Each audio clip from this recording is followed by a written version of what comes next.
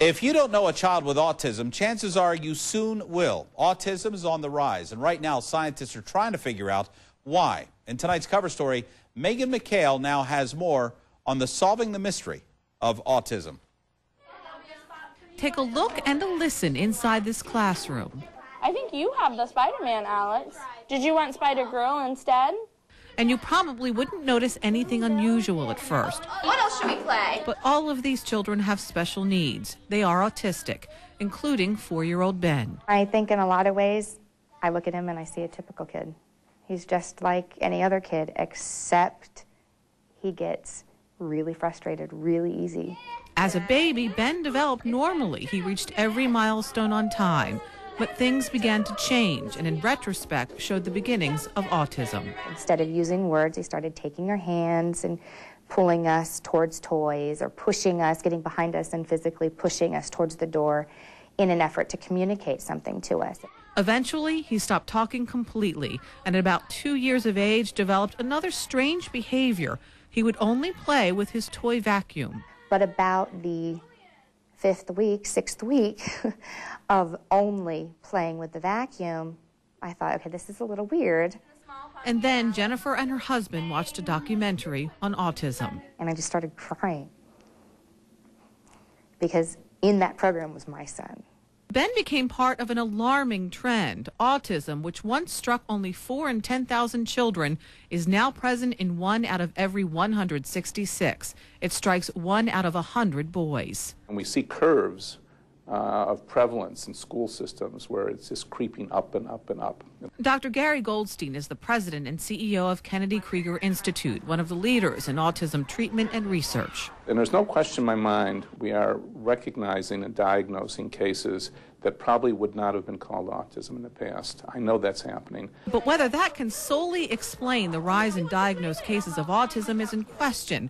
Right now, scientists don't know what causes the developmental disability. They do know there is a genetic link. We know that if you're having identical twins and one has autism, the chance of the second having autism is enormous. Research also shows it's likely more than one gene that makes a child susceptible to autism, and there could be even more to it than that. Does it need an environmental trigger? And if you do, what is it? And we don't know. What autism experts do know is early diagnosis and early intervention is key to helping children with autism.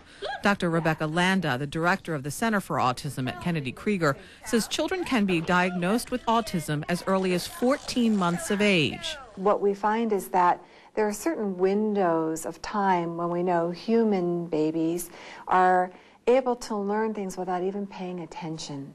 Particularly when it comes to language skills, a severe problem in autistic children. We not only try to build the ability to talk, we try to build the ability to talk in ways that will make you blend in the world.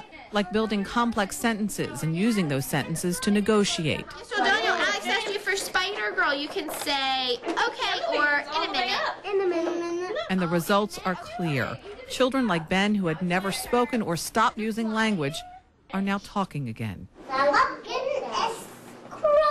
It is growing. But the children who are in this class are lucky. The rise in autism and a lack of funding limit the number of children accepted into the program. We had trouble finding 6 children all the time to fill the class a decade ago.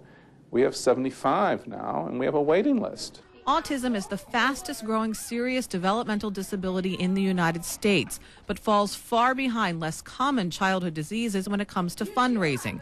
Dr. Goldstein says part of the problem is a lack of awareness. The money that's coming in, that was coming in, was pretty limited to that money being donated by families affected. But that is changing because of the focus of nonprofit groups dedicated to autism. And with more money comes more research, which could lead to better therapies, better diagnosis, and perhaps a cure. For now, Jennifer Brown says the early intervention program at Kennedy Krieger has given her son a chance. We still have our own personal hopes for him. But now, really, it's just giving him as typical a childhood as he can have and letting him be and helping him be all that he wants.